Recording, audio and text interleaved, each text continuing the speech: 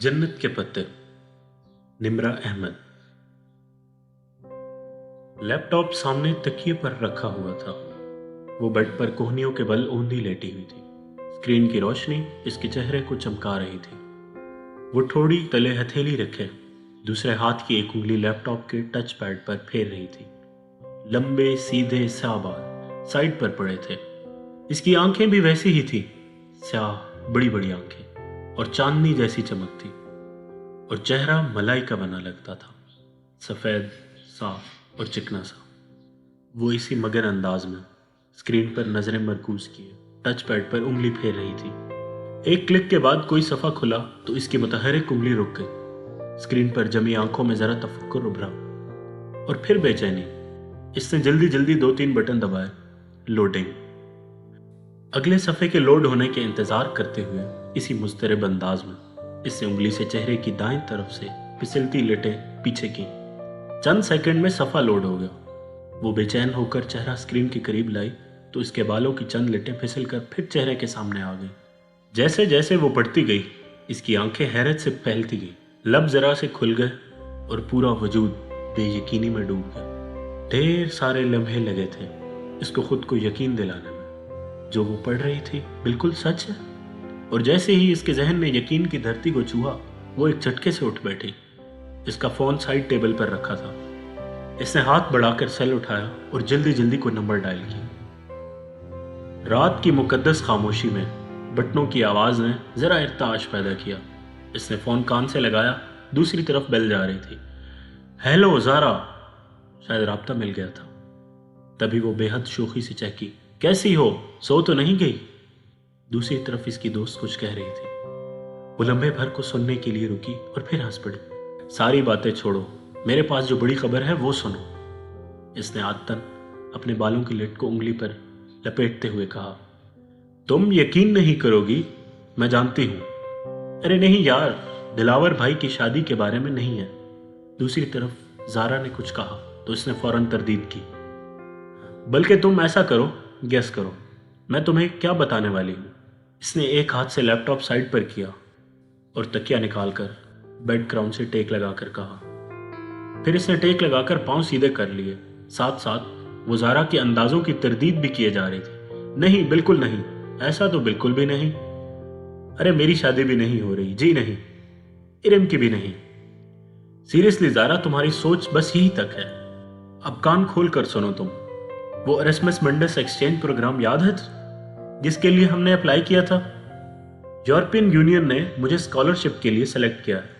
दूसरी जानब ज़ारा इतनी ज़ोर से चीखी कि मोबाइल का स्पीकर बंद होने के बावजूद भी इसकी चीख पूरे कमरे में गूंजी थी। बिल्कुल सच कह रही हूँ ज़ारा। अभी 15 मिनट पहले मुझे यूनिवर्सिटी की ईमेल आई है। और साथ ही लैपटॉप का रुख अपनी तरफ मोड़कर दोबारा गौर से स्क्रीन को देखा जहां 15 मिनट पहले ही सिलेक्शन की मेल आई है।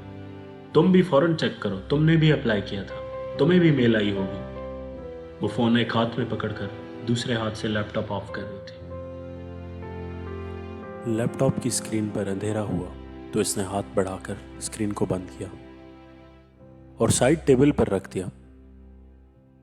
मैंने सबांजी यूनिवर्सिटी को नेट पर देखा है। बहुत ही खूबसूरत यूनिवर्सिटी है। मगर वो थोड़ी देर को खामोश हो गई। दूसरी तरफ से इस्तफसार पर वो फिर से बोली, बस एक छोटा सा मसला है, हम अपनी फैमिलीज को इस बारे में नहीं बताएंगे। धीमी आवाज में बोलते हुए इसने बंद दरवाजे को देखा। दरअसल सबांजी में लड़कियों के हेड स्कार्फ पर पाबंदी है। इधर सर ढांपना मना है। घर वालों को बताकर मुतफक्किर करने के बजाय इस बात को गोल कर जाना।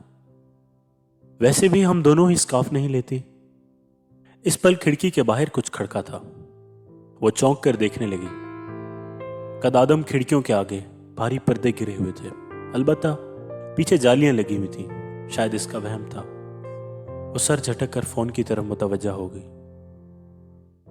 अब्बा ने मुझे कभी स्कार्फ लेने या सर ढकने पर मजबूर नहीं किया, थैंक गॉड। हाँ, इरम घर के बाहर स्कार्फ लेती है। इसके अब्बू ताया फुरकान कुछ सख्त हैं। फिर वो बेड से टेक लगाते हुए नीम दराज होकर बताने लगी, परमिशन का तो कोई मसला नहीं है। अब्बा स्पेन जाने की इजाज़त ना देते। मगर तुर्की में सबीन फुप्पो रहती हैं। वो तो मान गए थे, वैसे भी इन्हें अपनी बेटी पर पूरा भरोसा है। फिर वो चंद लम्हे अपनी दोस्त की बातें सुनती रही। ज़ारा खामोश हुई तो इसने फिर नफ़ी में सर हिलाया। कल नहीं, दावर भाई की मेहंदी कल है, तुम आ रही हो ना? और हाँ, मैं और इरम लहंगा पहन रहे हैं। सारे कजन्स बहुत एक्साइटेड हैं, ख़ानदान की पहली शादी है ना। ओके, अब तुम जाकर मेल चेक करो, मैं भी सोती हूँ, रात बहुत हो गई है। अलविदाई कलमात बोलने के बाद इसने फ़ोन तकिए पर उछाल दिया। फिर बाहर जाने के लिए उठ खड़ी हुई। बाहर लॉन्ज खामोशी में डूबा हुआ था। हया ने आहिस्ता से अपने कमरे का दरवाज़ा बंद किया। नंगे पांव चलते लॉन्ज से किचन में आई। स्याह कमीज और खुले ट्राउजर में इसका कद और भी दराज लग रहा था। किचन में अंधेरा फैला हुआ था। वो दरवाजे पर रुकी और हाथ बढ़ाकर किचन की लाइट जलाई। सारी बत्तियां जल गई। इसने आगे बढ़कर फ्रिज का दरवाजा खोला और पानी की बोतल निकालने को झुकी। झुकने से बाल फिसल कर सामने आ गए। हया ने नरमी से इनको पीछे हटाया और पानी की बोतल लेकर सीधी हुई। काउंटर पर रखे रैक से ग्लास उठाया और पानी ग्लास में उंडेलने लगी। तभी इसकी निगाह काउंटर पर रखी सफेद चीज पर पड़ी। वो जैसे चौंक उठी। बोतल वहीं रखकर आगे हुई। वो सफेद अध खुले गुलाबों का बुके था, साथ एक सफेद लिफाफा भी था। आया ने गुलदस्ता उठाया और धरे से पास लाकर आंखें मूंदे इसको सूंघा। दिलफरेब ताजगी भरी महक इसमें उतर गई। फूल बिल्कुल ताजा थे, जैसे अभी तोड़े हों। जाने कौन यहां रख गया। इसने बंद लिफाफा उठाया और पलट कर देखा। इसके पत्ते वाली जगह पर हया सुलेमान लिखा हुआ था। भेजने वाले का कोई पता नहीं था, बस कोरियर की टिकट लगी हुई थी और टिकट पर 1 रोज कबल की तारीख लिखी हुई थी। इसको तो कभी किसी ने यूं फूल नहीं भेजे। ये क्या मामला था? उलझते हुए हया ने लिफाफा चाक किया। इसमें एक मोटा कागज था। इसने 2 उंगलियां डालकर कागज बाहर निकाला। सफेद कागज बिल्कुल साफ था, ना कोई लकीर ना डिजाइन। बस इसके वस्त में 2 लफ्ज लिखे हुए थे, वेलकम टू सबांजी। वो सन्नाटे में रह गई। ये क्या मजाक था? भला खत भेजने वाले को क्या मालूम कि मैं सबांजी जा रही हूं? खत पर तो 1 रोज कबल की तारीख लिखी हुई थी, जबकि कबूलियत की मेल तो अभी 15 मिनट पहले मिली है। तो फूल भेजने वाले को 1 दिन पहले कैसे पता चल गया? अगर ज़ारा को इसने खुद ना बताया होता तो वो भी यही समझती कि ये इसकी हरकत है। ये खत सबांजी यूनिवर्सिटी की तरफ से भी नहीं आ सकता था, क्योंकि इस पर लोकल कुरियर की मोहर लगी हुई थी। फिर किसने भेजा है ये? वो पानी का गिलास वहीं स्लेब पर रखकर बुके उठाकर सोचती हुई अपने कमरे में चली गई। इसने लाक में चाबी घुमाई ही थी कि गेट के पार से ज़ारा आती दिखाई दी। वो दरवाजा खोलकर मुस्कुराती हुई सीधी हुई। आया, मुझे तो कोई मेल नहीं मिली। ज़ारा ने आध खुले गेट को धकेल कर अंदर कदम रखा। इसके चेहरे पर उदासी थी। कोई बात नहीं, 1-2 दिन में आ जाएगी, फिक्र मत करो। हमने एक साथ ही अप्लाई किया था, मुझे आ गई है तो तुम्हें भी आ जाएगी। मगर स्कॉलरशिप कोऑर्डिनेटर के ऑफिस के बाहर जो लिस्ट लगी थी, इसमें भी मेरा नाम नहीं है। और मेरा सिर्फ तुम्हारा है, हमारे डिपार्टमेंट में से और एनवायरमेंटल साइंसेस की एक लड़की की खतीजा का है। मुझे लगता है मेरा सिलेक्शन ही नहीं हुआ। ओहो, इसे वाकई ही अफसोस हुआ था। इसकी ज़ारा से अब बात हो रही थी। खैर, तुम कहीं जा रही थी? ज़ारा चेहरे पर बशाशत लाते हुई बोली, हाँ, मार्केट इरम के साथ। कल दावर भाई के मेहंदी का फंक्शन है ना, और लहंगे के साथ की हाई हील्स गुम हो गई हैं।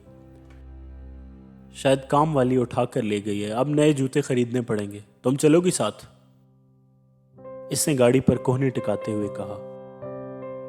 वो हल्की आसमानी लंबी कमीज और तंग चूड़ेदार पजामे में मलबूस थी। कमीज का दामन टखने से जरा ऊपर था। हमरंग दुपट्टा गले में था और बाल कमर पर खिले थे। हाँ, चलो जल्दी निकलते हैं।